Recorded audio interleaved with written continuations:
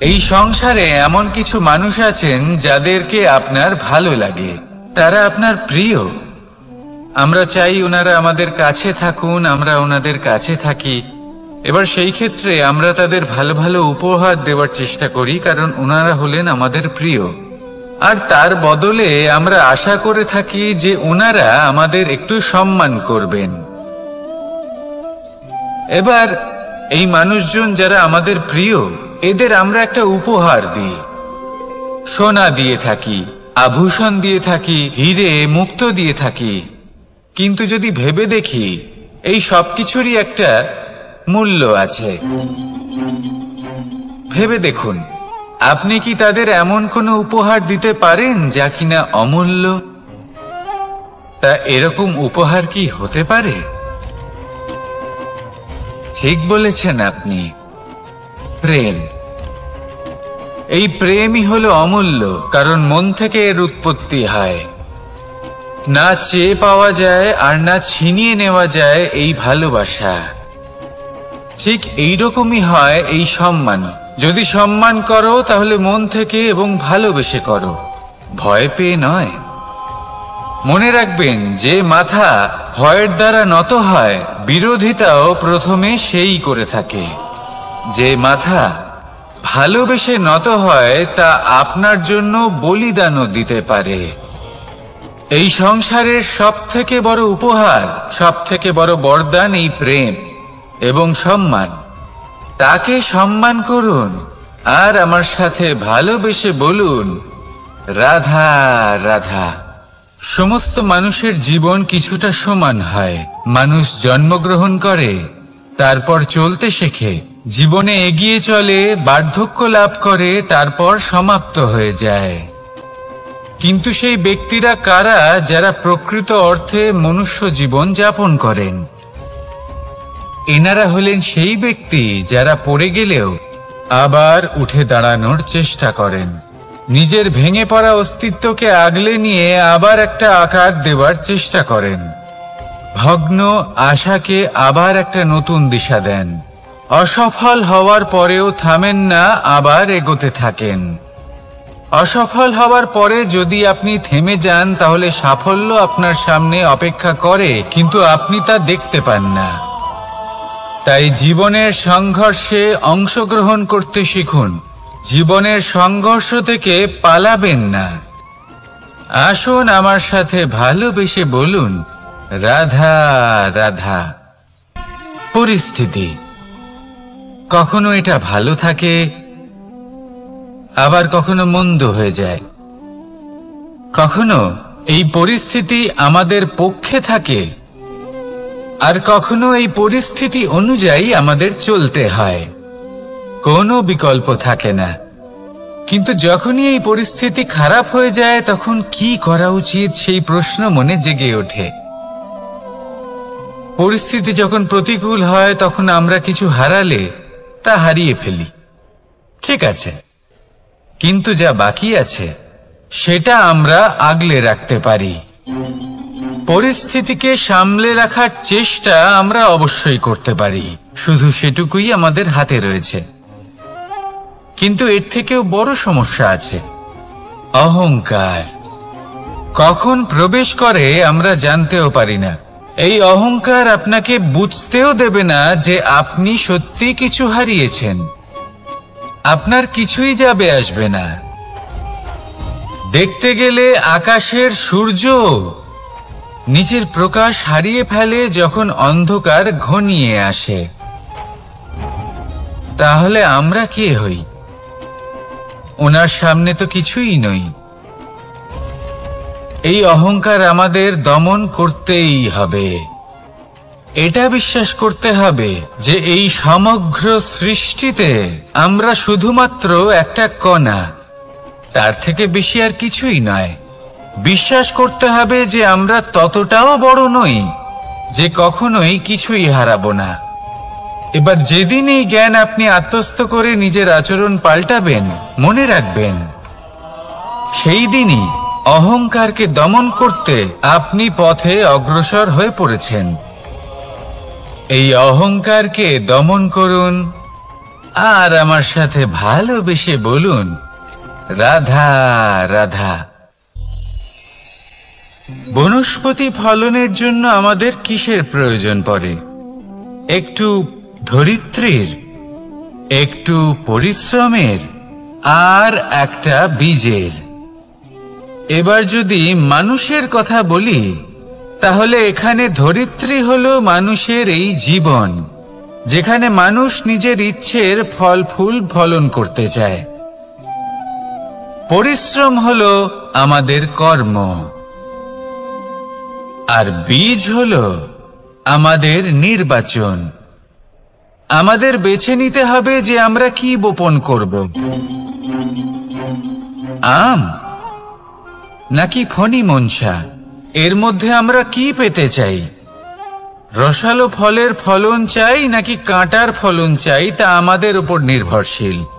কিন্তু একটা কথা ঠিক, লক্ষ্য যেমনই হোক না কেন, জীবন যেমনই হোক না কেন, যদি আপনি লক্ষ্যের দিকে এগোতে থাকেন, তাহলে কর্মের সাথে খামখেয়ালি আচরণ করতে পারবেন না। যদি আপনি এমন করেন, তাহলে এটা আপনাকে একটা অনুচিত লক্ষ্যে পৌঁছে দেবে, সেটা কিন্তু নিশ্চিত। সবসময় এটা মনে রাখবেন, কর্মের সাথে খামখেয়ালি হবেন, অর্থাৎ কর্মফলও আপনার সাথে খামখেয়ালি হবে। তাহলে নিষ্ঠার সাথে কর্ম করতে থাকুন আর নিজের লক্ষ্যকে প্রাপ্ত করুন। আর আমার সাথে ভালোবেসে বলুন, রাধা রাধা। জীবনে এমন কিছু কাজ রয়েছে যা আমাদের কখনোই করা উচিত নয়, যেমন আশা করা। যদি আপনি আশা করেন আর আপনার আশা পূর্ণ না হয়, আপনি খুবই কষ্ট পাবেন। এবার আপনি যদি প্রতীক্ষা করেন, করতেই থাকেন, আর সেই ব্যক্তি যদি না আসে, তাহলেও খুব কষ্ট পাবেন। আর হলো তুলনা। আপনি যদি তুলনা করতে যান, তাহলে এটাই ভাববেন যে হয় আমি বা অন্য কোনো ব্যক্তি, এই দুজনের মধ্যে কোনো এক ব্যক্তি নিকৃষ্ট। আর এই ভাবনাটাই হলো অনুচিত। যদি আমরা কথা বলি সেই সব বিষয়ে যা আমাদের করা উচিত, যেমন পরীক্ষা, এই পরীক্ষা সবসময় আমাদের আরো সফল করে তোলে, আরো শ্রেষ্ঠ করে তোলে, আরো উৎকৃষ্ট করে তোলে। আসন্ন মহাসংগ্রামের জন্য আমাদের প্রস্তুত করে তোলে এই পরীক্ষা।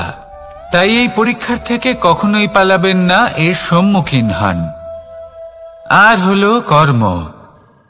কর্ম করা কখনোই বন্ধ করবেন না।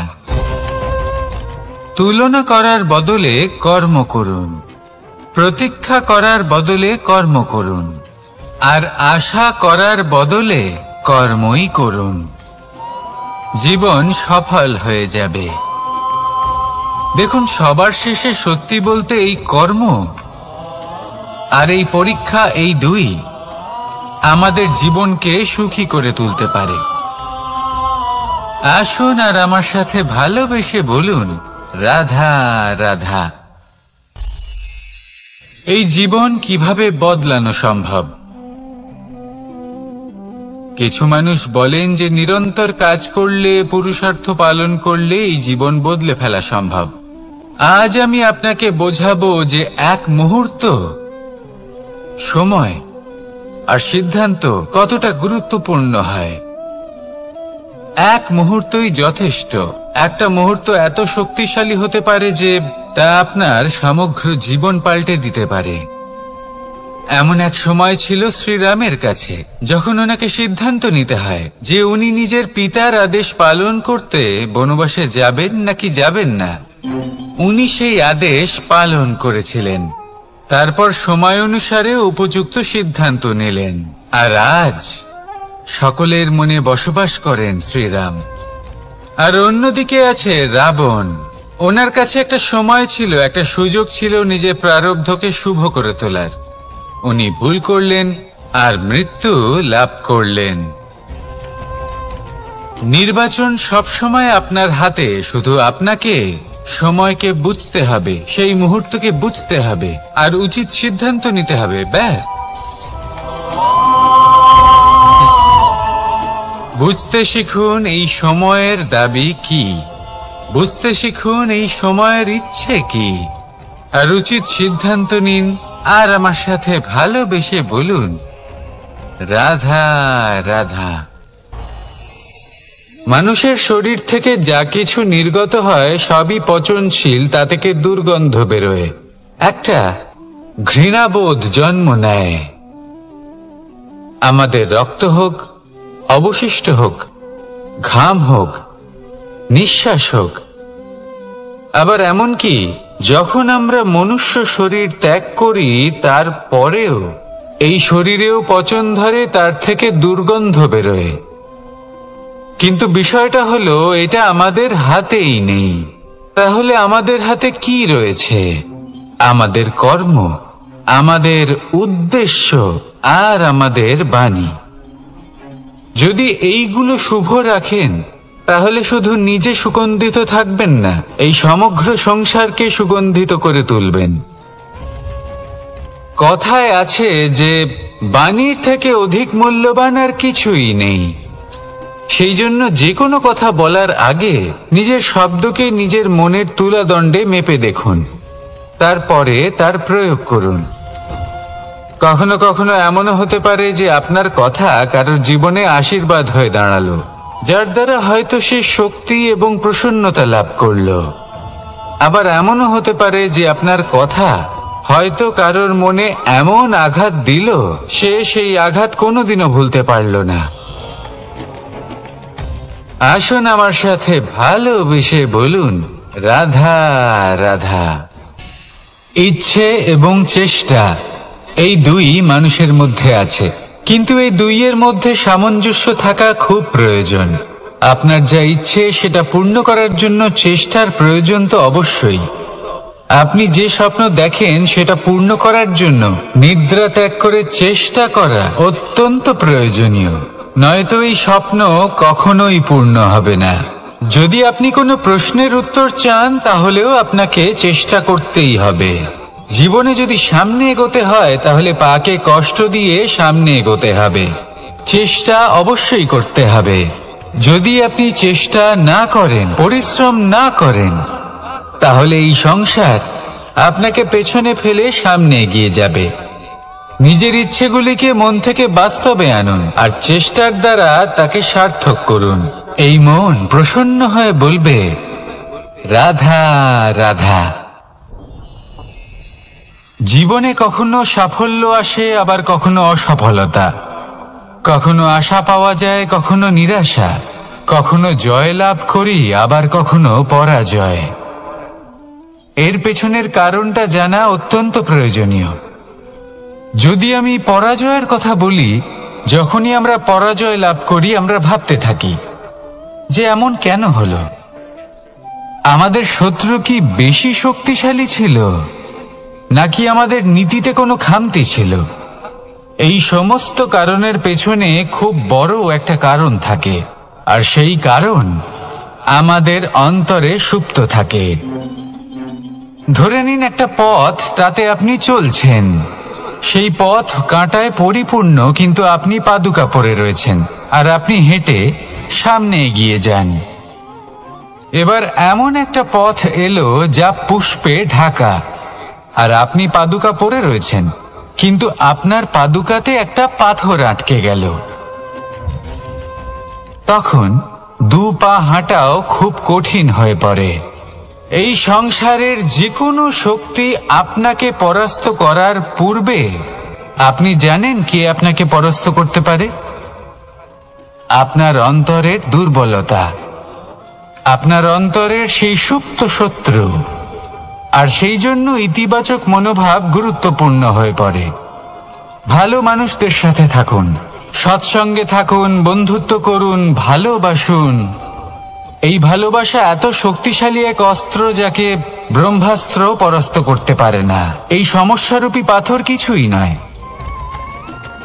আসুন আমার সাথে ভালোবেসে বলুন, রাধা রাধা। এই জীবন আসলে কি? আমরা কারা? আমাদের অস্তিত্ব আসলে কি? পঞ্চতত্ত্ব দ্বারা নির্মিত আমাদের এই শরীর। আর এর মধ্যে পরমাত্মার একটি অংশ আত্মারূপে বসবাস করে। আর যখন এই জীবন সমাপ্ত হবে তখন আমাদের আবার এই পঞ্চতত্ত্বের মধ্যে বিলীন হয়ে যেতে হবে। এটাই সত্য। এবার অনেক মানুষ আছেন এমন অনেক চেষ্টা করতে থাকেন এমন কর্ম করার যাতে এই সংসার তাদের চিরস্মরণীয় করে রাখবে। কিন্তু এই জীবন আসলে কি? সেই সময় যখন আমরা নিঃশ্বাস নিই, আমাদের হৃৎস্পন্দন হয়, আমরা যে মুহূর্তগুলো যাপন করি, এবার এই মুহূর্তগুলিতে আমরা কি করব সেটা অত্যন্ত গুরুত্বপূর্ণ। আমরা কি অহংকার করব নাকি পরোপকার করব? এই সৃষ্টিকে বেঁধে রাখার চেষ্টা করব নাকি নিজেকে উন্নত করে তোলার চেষ্টা করব? এটাই শিক্ষা যে বল হোক বা কায়া, এর প্রতি আমাদের না অহংকার করা উচিত আর না মোহ। শুধু প্রত্যেকটা মুহূর্ত প্রেমময় হয়ে বাঁচুন আর ভালোবেসে বলুন রাধা রাধা। এই সংসারের সব থেকে বড় শক্তি আসলে কি? দৈহিক শক্তি, ভৌতিক শক্তি, রাজনৈতিক শক্তি, স্বর্ণের শক্তি, বিদ্যার শক্তি নাকি মায়ার শক্তি, ভক্তির শক্তি নাকি নিরাশক্তির শক্তি? এই সংসারের সব থেকে বড় শক্তি হলো হাসি মুখের। যদি আপনি এবং আমি এমন কোন সময় হাসতে পারি যেখানে মুখে হাসি আসা প্রায় অসম্ভব, তাহলে বিশ্বাস করুন এই সংসারে কেউ আপনাকে ভাঙতে পারবে না। এটা কিছুটা সেই রেশমের কীটের মতো যে চারিদিক থেকে নিজেকে ঢেকে রাখে একটা খোলসের মধ্যে থাকে কিন্তু জীবিত থাকে। এই হাসি মুখ এটা শুধুমাত্র একটা আবেগ নয়, এটা সংসারের যে কোনো অভাব দূর করে। অভাব আশার, অভাব বিশ্বাসের। এই হাসি আপনার অন্তরে আশার আলো জাগ্রত করে আর এই সংসারের হতাশা দূর করে দেয়। তাই কঠিন থেকে কঠিনতর প্রতিদিন তার জন্য কর্ম করা, দৃঢ় নিষ্ঠার সাথে উত্থান পতনে সামনে এগোতে থাকা আর নিজের লক্ষ্য প্রাপ্ত করা, এটাই কি সাফল্য? যদি আপনার কোনো বস্তু লাভ করতে হয়, কোনো শক্তি লাভ করতে হয় বা কোনো স্থান লাভ করতে হয়, তাহলে তার জন্য এসব ঠিক আছে, কিন্তু বাস্তবে সাফল্য এটা নয়। আপনার কাছে থাকা কোনো বস্তু, শক্তি বা স্থান আপনি কিভাবে ব্যবহার করবেন তা আপনার উপর নির্ভরশীল। যদি তার সঠিক ব্যবহার আপনাকে করতে হয় তাহলে উচিত সময় এবং উচিত স্থানে আপনাকে থাকতেই হবে। একে নিয়তিও বলা হয়। এবার ধরুন এমন কোন গ্রন্থ আছে যা জ্ঞানের দ্বারা ভরপুর, এমন জ্ঞান যার দ্বারা জীবন বদলে দেওয়া সম্ভব। এবার এই গ্রন্থ যদি এমন কোন ব্যক্তির হাতে পৌঁছয় যিনি নিরক্ষর, তিনি কি এই গ্রন্থের সদ্ব্যবহার করতে পারবেন? কখনোই নয়। সেই জ্ঞান দিয়ে নিজের আচরণ পাল্টাতে পারবেন? কখনোই নয়। সেরকমই ধরুন কোন ব্যক্তি যার কাছে একটা অস্ত্র আছে যার দ্বারা উনি শত্রুকে শেষ করে দিতে পারেন, কিন্তু সেই ব্যক্তি হলেন একজন কাপুরুষ। তিনি কি শত্রুকে শেষ করতে পারবেন? তিনি কি জয়লাভ করতে পারবেন? কখনোই নয়। আপনার কাছে কি আছে তার থেকেও বেশি গুরুত্বপূর্ণ আপনি তা দিয়ে কি করবেন। উচিত ব্যক্তির সাথে উচিত সময় উচিত স্থানে থাকা বেশি গুরুত্বপূর্ণ। নিজের গুণের সাথে, নিজের শক্তির সাথে, নিজের জ্ঞানের সাথে উচিত সময় উচিত স্থানে অন্যের যন্ত্রণাকে দূর করা, অন্যের জীবনকে আরো সুন্দর করে তোলা, এটাই হলো সাফল্য। তাহলে সাফল্যের বাস্তব অর্থ বুঝুন, অর্থাৎ নিজেকে আরো প্রসন্ন রাখুন আর আমার সাথে ভালোবেসে বলুন রাধা রাধা।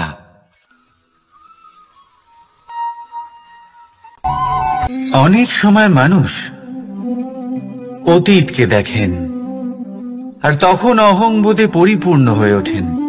কখনো বর্তমানের দিকে তাকান ভবিষ্যতের দিকে তাকান আর পরিতৃপ্তিতে ভরে ওঠেন। কেন বুঝতে পারেন না একটা সহজ কথা? এই যে সৃষ্টি, এই সৃষ্টি হলো একটা বড় চক্র, যা বারংবার আপনার কাছে ফিরে আসবেই। কঠিন থেকে কঠিনতর পরীক্ষায় আপনাকে নিযুক্ত করবে, যাতে আপনাকে উত্তীর্ণ হতেই হবে। যা কাল ছিল তা আজ নেই, এটা সবাই জানেন। যা আজ আছে তা হয়তো কাল থাকবে না, এটাও আপনাকে মেনে নিতে হবে, তাও আবার হাসি মুখে। শান্ত থাকতে শিখুন আর কখনোই মনের মধ্যে অহংকার উৎপন্ন হতে দেবেন না। হতে শিখুন সেই হিমবাহের মতো। হয়তো এই জন্যই এত শীতল থাকে, কারণ ও জানে গতকালও জল রূপে ছিল, আজ বরফ রূপে হয়তো আছে, কিন্তু কাল পুনরায় সে জলেই পরিণত হবে। নিজেকে শান্ত রাখুন। হয়তো আজ আপনি সাফল্যের শিখরে আছেন, হয়তো বা নেই। আপনাকে প্রত্যেক দিন অবশ্যই দেখতে হবে। শুধু নিরন্তর প্রচেষ্টা করতে থাকুন, প্রত্যেক পরিস্থিতির জন্য তৈরি থাকুন, আর একে ভারসাম্যে রাখতে শিখুন। আপনার কাল হোক, আজ হোক বা আগামীকাল, আপনার ভালো দিন হোক বা খারাপ দিন, সব পবিত্র হয়ে যাবে।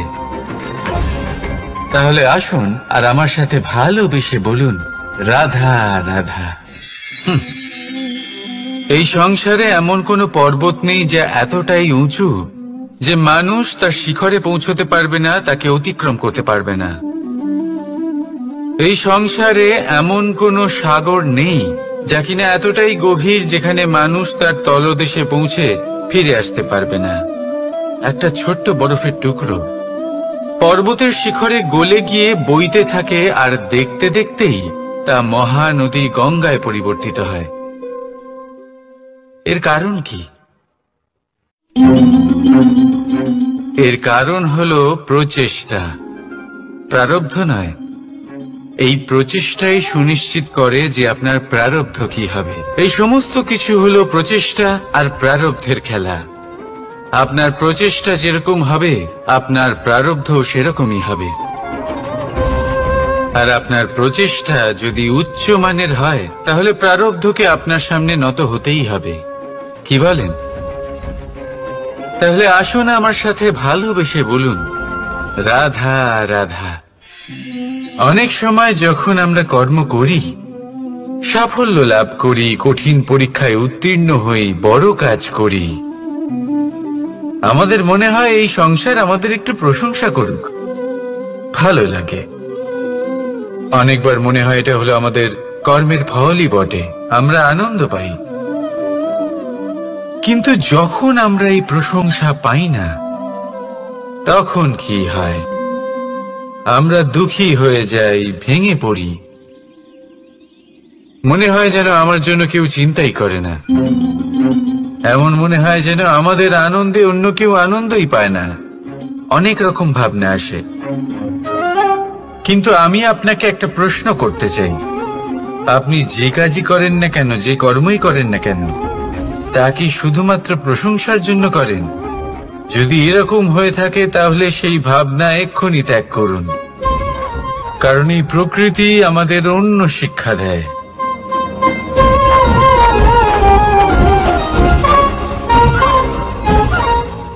এই ফুলকে দেখুন,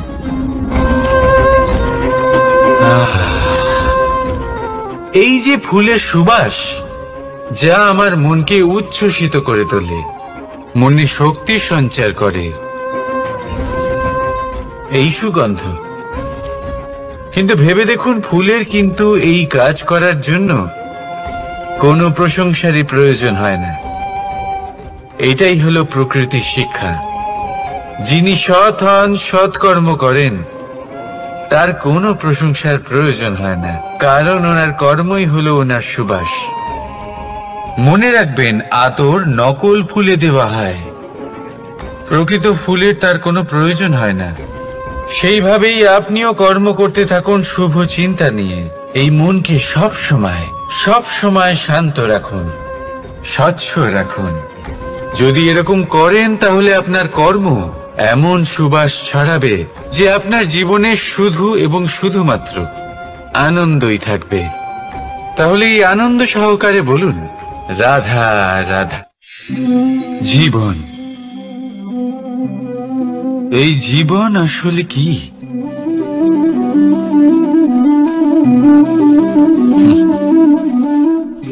এই প্রশ্ন সবার মনেই এসে থাকে।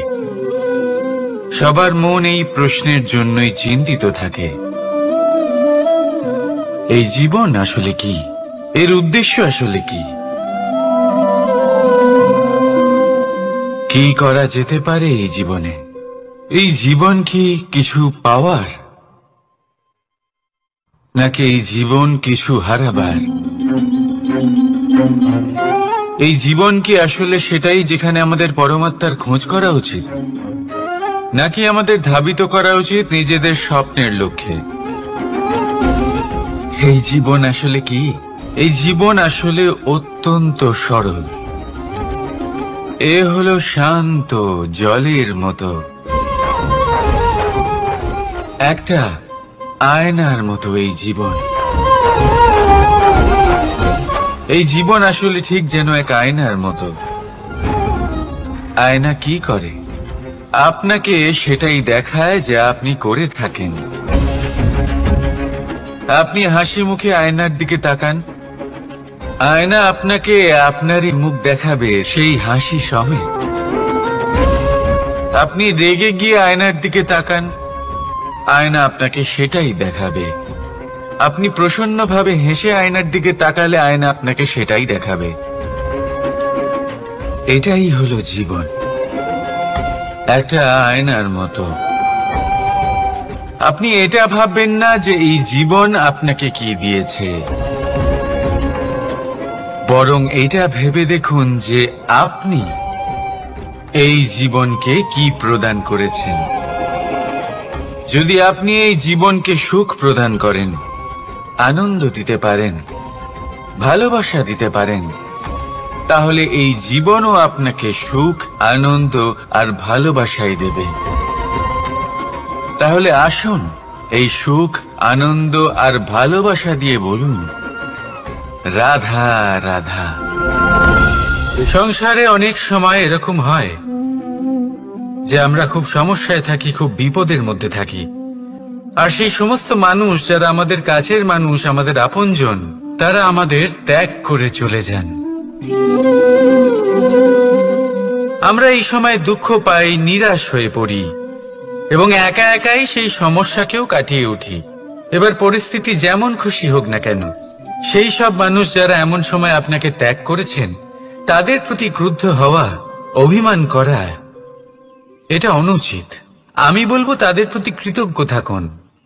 আমি বলবো তাদের ধন্যবাদ জানান যে তারা এমন সময় আপনার সঙ্গ ত্যাগ করেছেন যখন আপনার তাদের সব থেকে বেশি প্রয়োজন ছিল।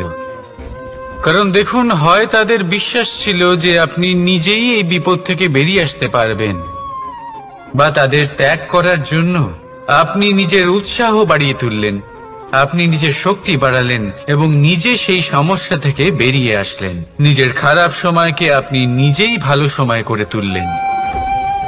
শেষ পর্যন্ত আপনি আরো শক্তিশালী হয়ে উঠলেন, আরো শ্রেষ্ঠ হয়ে উঠলেন।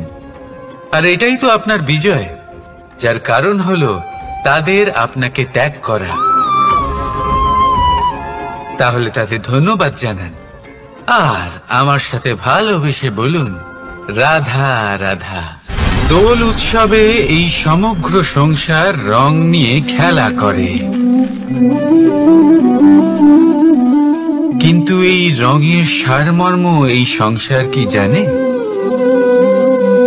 কখনো দেখেছেন একটা চিন্তিত মুখ শুধুমাত্র রঙের স্পর্শ পেয়ে আনন্দিত হয়ে ওঠে?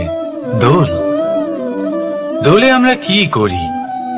পুরাতনকে ত্যাগ করি আর নতুনকে স্বাগত জানাই। শিশিরকে বিদায় জানিয়ে এক সুন্দর, এক নতুন ঋতুকে আগমন জানাই। দুশ্চিন্তা দূর করে আসার নতুন রঙে রঙিন হয়ে ওঠা, নিজেকে আনন্দিত করা, এটাই তো হলো দোল। এবার দোলের একটা ব্যাপার আছে। দুটো রঙে একসাথে রঙিন হওয়া যায় না। একটা রং উঠলে তবেই আর একটা রং লাগা সম্ভব। আরো একটা প্রশ্নও রয়েছে, কোন রংকে তুলে দিয়ে কোন রং মাখানো যেতে পারে? যদি আপনাকে উদাহরণ দিই, লোহের এই রং, তা যতক্ষণ লেগে থাকবে আনন্দের রং লাগতে পারবে না, যা হয়েছিল দ্বারকাবাসী এবং সামন্তক মণির মধ্যে। ভ্রান্তির রং যতক্ষণ লেগে থাকবে সত্যের রং লাগতে পারবে না, যা হয়েছে রুক্মিণীর সাথে। আর হিংসার এই রং যতক্ষণ লেগে থাকবে প্রেমের রং ততক্ষণ লাগতেই পারবে না, যা হয় আপনার আমার সবার সাথে। তাহলে আসুন একসাথে মিলে দোল পালন করি এবং সবকিছুর উপরে বিজয় লাভ করি। অন্ধকারের স্থানে আলোর, ভ্রান্তির স্থানে সত্যের, হিংসার স্থানে প্রেমের, আর লোভের স্থানে আনন্দের এই সুন্দর রং মাখাই। শত্রুতা, ঘৃণা, হিংসা এই সব কিছু ত্যাগ করি আর সকলের সখা হয়ে উঠি। আর ভালোবেসে বলি শুভ দোল।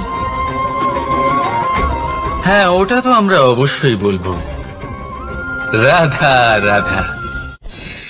আমাদের মনে সবসময় একটা প্রশ্ন এসেই থাকে, এই জীবন যা কিনা ঈশ্বর আমাদের দিয়েছেন, একটা জীবন। ঈশ্বর এক আত্মা দিয়েছেন পৃথিবীতে বাঁচার জন্য। যতদূর আমরা জানি আমাদের কাছে একটাই জীবন রয়েছে।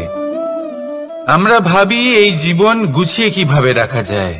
প্রত্যেক মানুষ ভাবেন যে আমি কি করি যাতে এই জীবনকে গুছিয়ে রাখা যায়, কিরকম কর্ম করব, কিরকম পুণ্য করব,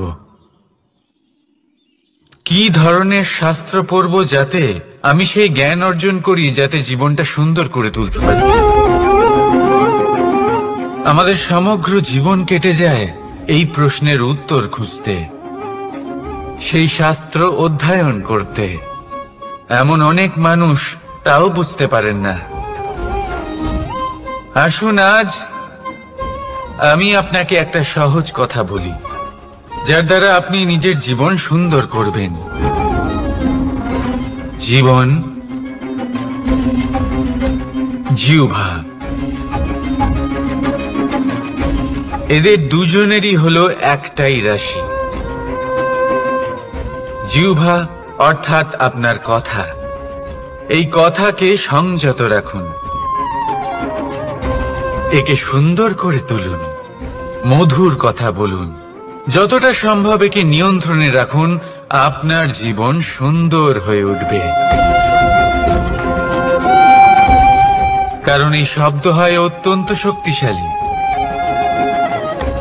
এটা হলো এমন এক বন্ধন যা আপনার সামনের মানুষকে আপনার ব্যক্তিত্বের সাথে জুড়ে দিতে পারে। তাই এই শব্দ সংযত রাখুন, একে সুন্দর করে তুলুন। আপনার জীবন আপনা থেকেই সুন্দর হয়ে উঠবে। আর আসুন এই মধুর সুন্দর অনুভূতি দিয়ে বলুন, রাধা রাধা। এই জীবন আসলে কি? এ হলো জন্ম থেকে মৃত্যু পর্যন্ত এই সময়। কিছু মানুষ এটা বলে থাকেন যে এই যে নিঃশ্বাস নিচ্ছি, এই হলো জীবন। আর প্রত্যেক ব্যক্তি, প্রত্যেক প্রাণী, তাদের নিঃশ্বাস নির্ধারিত থাকে, নির্দিষ্ট হয়ে থাকে। তাকে সেই নির্ধারিত নিঃশ্বাস নিতেই হয়, তারপর তিনি মৃত্যু লাভ করেন। কিন্তু এটা কি সত্যি? সত্যি কি মনুষ্য জীবন এই নিঃশ্বাসের উপর নির্ধারিত থাকে? এই নিঃশ্বাসের গণনাই কি মনুষ্য জীবনের অস্তিত্ব? কখনোই নয়। মনুষ্য জীবন শুধু কিছু নিঃশ্বাস নয় যে একদিন থেমে যাবে। মনুষ্য জীবন হলো সেই নিঃশ্বাসের মধ্যেকার সেই সময় যা দেখে অন্য কারোর নিঃশ্বাস স্তব্ধ হয়ে যেতে পারে। সেই মুহূর্ত যেখানে মানুষ আপনার মধ্যে সেই প্রেম দেখতে পারে, আপনার সাহস দেখতে পারে, আপনার শক্তি দেখতে পারে, আপনার চেষ্টা দেখতে পারে, আপনার পরিশ্রম দেখতে পারে, অন্যায় আর দুর্নীতির বিরুদ্ধে আপনার যুদ্ধ দেখতে পারে। জীবনে গুরুত্বপূর্ণ সেই মুহূর্ত, সেই সময় যেটা আপনি বেঁচে আছেন, সেই সময়ে আপনি এই সংসারের অন্য ব্যক্তিদের জীবন বাঁচার একটা দিশা দেখাতে পারেন, একটা প্রেরণা যোগাতে পারেন, শক্তি দিতে পারেন, আশা দিতে পারেন। তাই জীবনে এটাই করুন, এমন একটা জীবন যাপন করুন যা অন্যের জন্য আদর্শ হয়ে থাকে। এটাই করুন আর আমার সাথে ভালোবেসে বলুন, রাধা রাধা। আমরা সবাই নিজেকে স্বচ্ছ রাখতে চাই, শুদ্ধ রাখতে চাই, পবিত্র রাখতে চাই, আর দেখতে গেলে এটা হলো আমাদের কর্তব্যও বটে। এবার এটার জন্য আমরা কি না করি। যখনই আমরা সকালে উঠি তখন উঠেই আমরা দাঁত মাজি। দিনে যখনই আমরা সময় পাই কিছু সুগন্ধি খাদ্য খাবার চেষ্টা করি, যাতে আমাদের মুখ থেকে দুর্গন্ধ না আসে, বরং সুগন্ধ আসে। এই পা দুটো আমরা শুদ্ধ রাখার জন্য, পবিত্র রাখার জন্য যখনই আমরা বাড়ির বাইরে যাই পাদুকা পায়ে দিয়ে যাই, আর যখন ফিরে আসি আমরা জল দিয়ে পা ধুয়ে নিই। মনে রাখবেন, সেই ব্যক্তির মুখ হলো সব থেকে বেশি পবিত্র যে মুখ দিয়ে ঈশ্বরের নাম নেওয়া হয়, যার বাণী হলো অত্যন্ত শুভ, যা মানুষের পথ প্রদর্শন করে, যা মানুষকে শান্তি দেয়। যদি এই হৃদয়কে আপনি পবিত্র করতে চান, তাহলে মানবতাকে বুঝতে হবে, মানুষের দুঃখগুলিকে বুঝতে হবে, তবেই এই হৃদয় পবিত্র হবে। এই পা দুটো যদি আপনি পবিত্র করতে চান, তাহলে কোনো তীর্থস্থানে যান। ওখানে হয়তো আপনি জানেনও না যে কতজন সৎপুরুষ, কতজন মহাপুরুষ এসেছেন। তাদের চরণের ধুলো সেখানে পড়েছে, যা আপনার চরণ শুদ্ধ করে তুলতে পারে। যদি এই হাতগুলি আপনি পবিত্র করতে চান, তাহলে এই হাত দিয়ে শুভ কর্ম করুন, দান করতে শিখুন।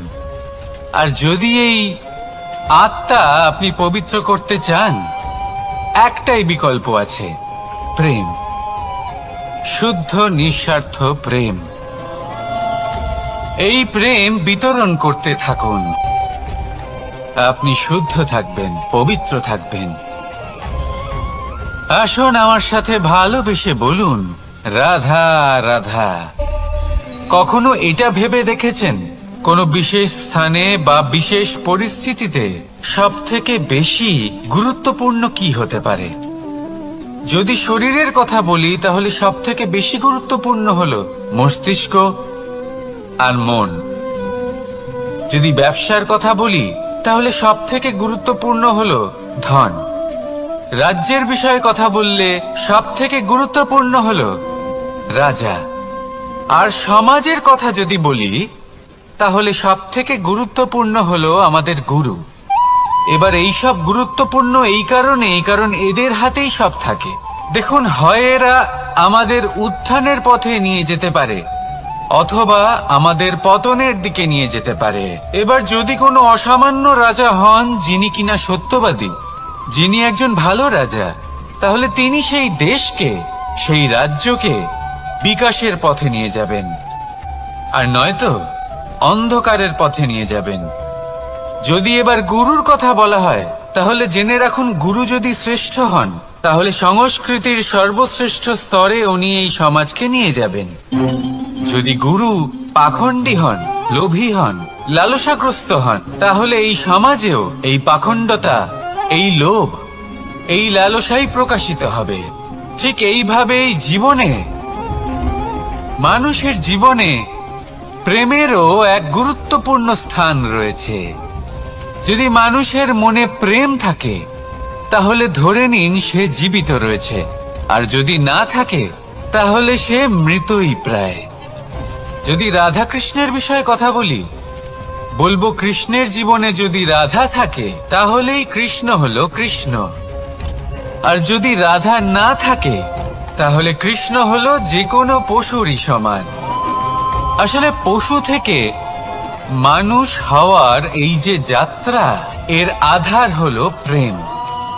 এই